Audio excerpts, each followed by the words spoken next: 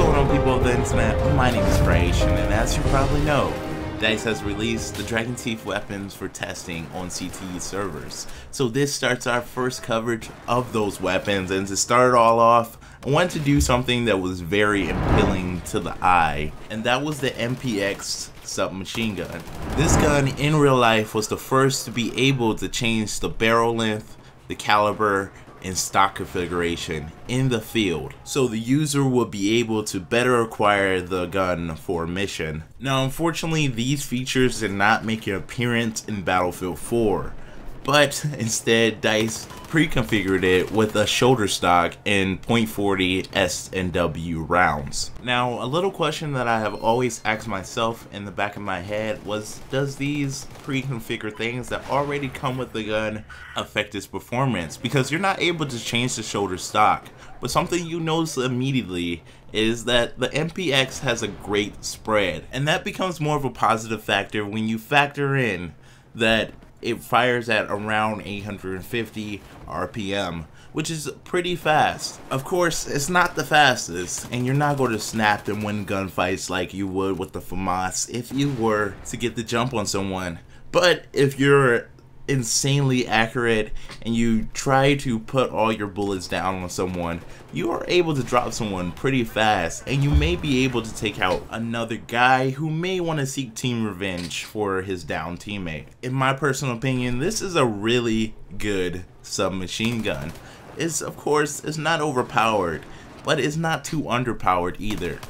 To me, it's very balanced. And this gun is where I want to see most of the PDWs come up to, because in my personal opinion, all the PDWs are very underpowered and are misspoken and underlooked compared to their friendly neighbors, the carbine class, which fairly dominates close range, in your face category. And I would like to see all the PDWs get some type of buff. Well, more selective PDWs, because they have a great ammo clip.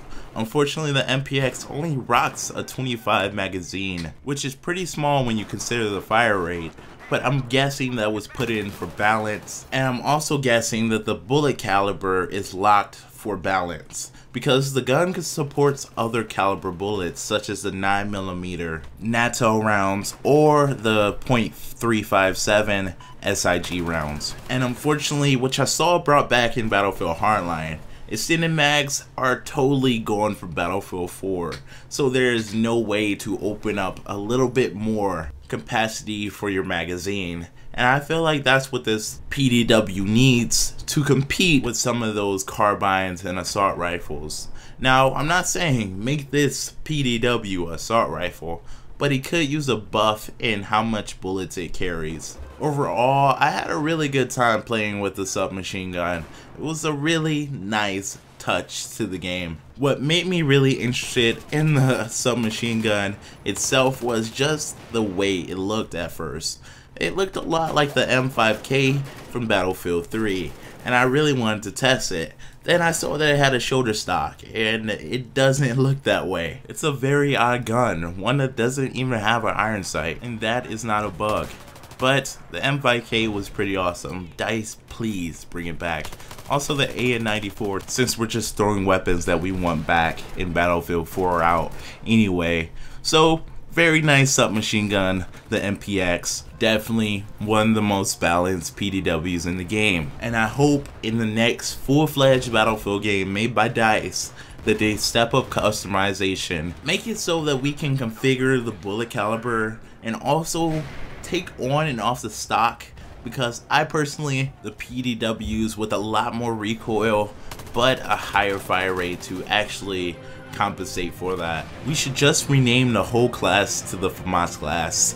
Anyway, thank you guys so much for watching. If you want to stay up to date with all the Dragon Teeth weapons, I will be making videos on them. If you don't want to miss any, make sure you do subscribe. Anyway guys, I'll see you guys in the next one. Stay creative.